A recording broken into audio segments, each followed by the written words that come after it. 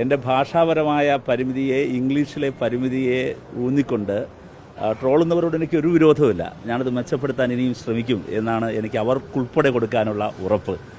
പക്ഷേ ഒരു കാര്യം, ഭാഷയല്ലല്ലോ കാര്യങ്ങൾ നിശ്ചയിക്കുന്നത്.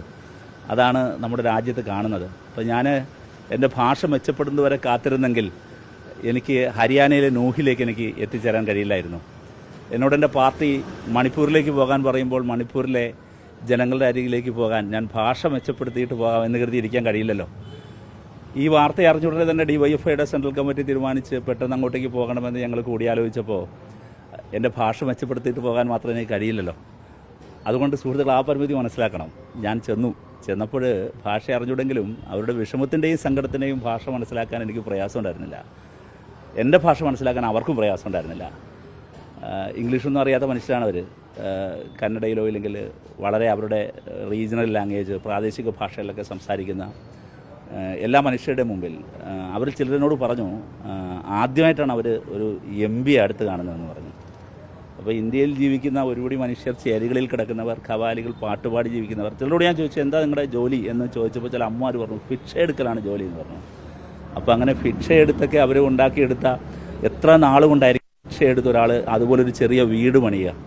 ആ വീടാണ് എന്നെ ട്രോളുന്നവരുടെ സർക്കാർ പോയിട്ട് ഇടിച്ചു നിരത്തിയത്. എനിക്കൊരു കാര്യം കൂടി ഓർമ്മപ്പെടുത്താനുള്ളത്, അത് അങ്ങനെ അങ്ങോട്ട് എക്സ്പോസ് ചെയ്യപ്പെട്ടിട്ടില്ല എന്ന് എനിക്ക് തോന്നുന്നു. അതുകൂടി ഇതാണ് ചർച്ച ചെയ്യപ്പെടണം. ഇതിൻ്റെ ലാൻഡിൻ്റെ വാല്യൂ എത്രയായിരിക്കും നിങ്ങൾക്കറിയാമോ? ഇന്ത്യയിലെ ഏറ്റവും പ്രധാനപ്പെട്ട എയർപോർട്ടായ ബാംഗ്ലൂർ എയർപോർട്ടിൽ നിന്ന് 1/2 മണിക്കൂർ യാത്ര ചെയ്താൽ എത്താവുന്ന സ്ഥലത്താണ് ഈ ബുൾഡോസറായി നടത്തിയത്.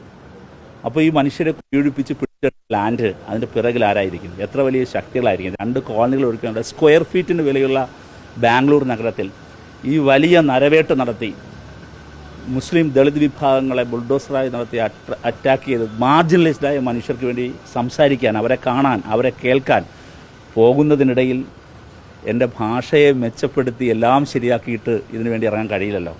പക്ഷേ എന്തായാലും വന്ന കടുത്ത ട്രോളുകളെ പൂർണ്ണമായും ഞാനതിന് ഒരു വിരോധമില്ല. തീർച്ചയായും ഈ കല്ലേറുകൾ എൻ്റെ ഭാഷയെ മെച്ചപ്പെടുത്താൻ എന്നെ കൂടുതൽ വ്യക്തിപരമായി പ്രാപ്തനാക്കും. അത് എന്നെ കൂടുതൽ നവീകരിക്കാനും കൂടുതൽ അപ്ഡേറ്റ് ചെയ്യാനും പ്രാപ്തനാക്കും. അതിന് അവരോടും എനിക്ക് നന്ദിയുണ്ട്.